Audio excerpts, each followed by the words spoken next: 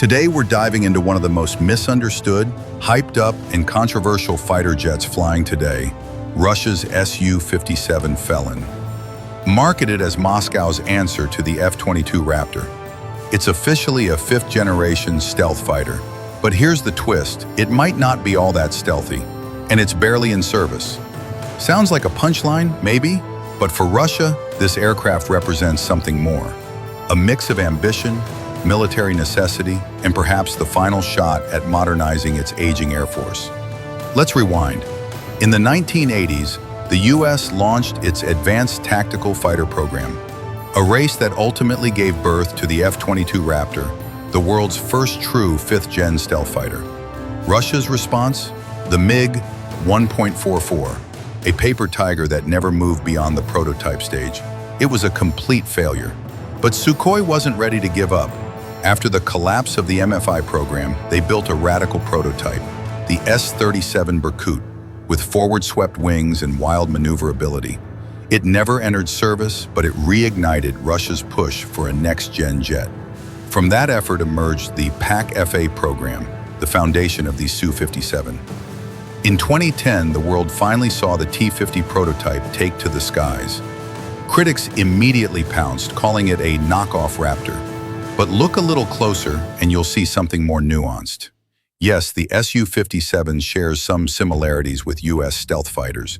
Twin-engine layout, internal weapons bays, angled tail fins. But its silhouette, especially the nose and rear section, looks more like the YF-23, the stealth fighter America didn't choose. Performance-wise, the Su-57 has the tools. It's agile, thanks to 3D thrust vectoring. It boasts a high thrust-to-weight ratio. In a dogfight, it could be dangerous. But here's the catch. This isn't the era of Top Gun. Dogfights are rare. Modern air combat is fought and won with stealth, sensors, and electronic warfare long before the first missile is launched.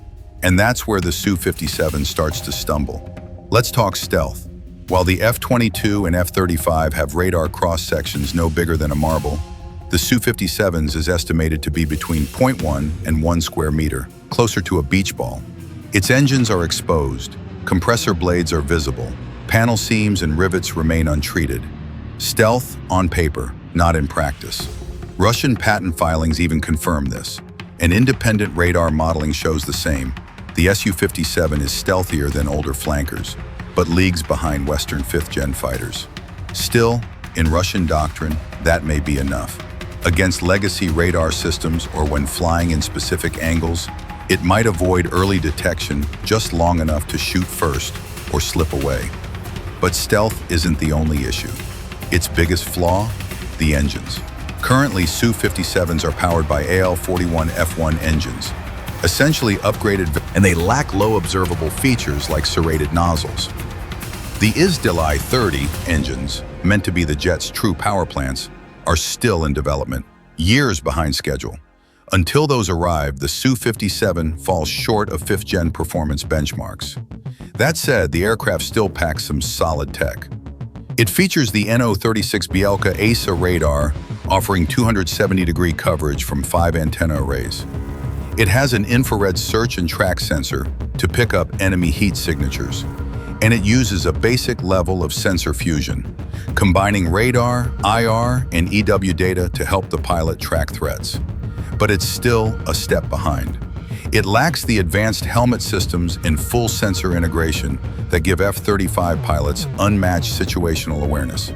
And while Russia claims a Su-57 has flown combat missions in Syria and even over Ukraine, perhaps even scored a kill, none of this has been independently confirmed. It's difficult to separate fact from battlefield propaganda. Now here's where the Su-57 gets interesting. Russia's betting big on manned-unmanned teaming. The Su-57 is designed to work alongside a stealth drone, the S-70 Okhotnik B. This massive unmanned wingman can scout, jam, or strike targets, while the Su-57 stays back and directs the fight. Combined with Russia's new data link system, a kind of Link 16 counterpart, this could reshape how Russia wages air warfare. On paper, it's a smart concept, but reality gets in the way. The real problem? Money. Russia originally planned to produce 200 Su-57s, As of now, fewer than 15 are believed to be operational. India, once a development partner, exited the program in 2018, frustrated with delays and unmet performance goals. Even after a formal order for 76 aircraft, production has been painfully slow.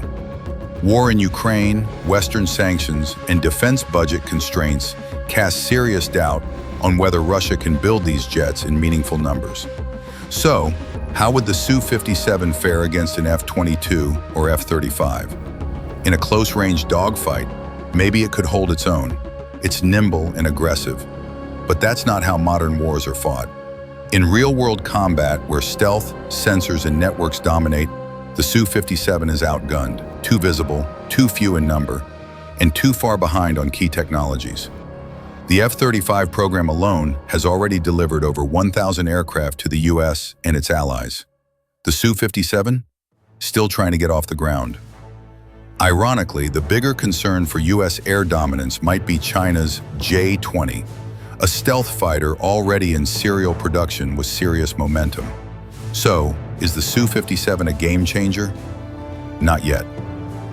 But it is a glimpse into Russia's vision for the future. A hybrid force of stealth fighters and drones, linked by digital command networks. The real question isn't whether the Su-57 can be great, it's whether Russia has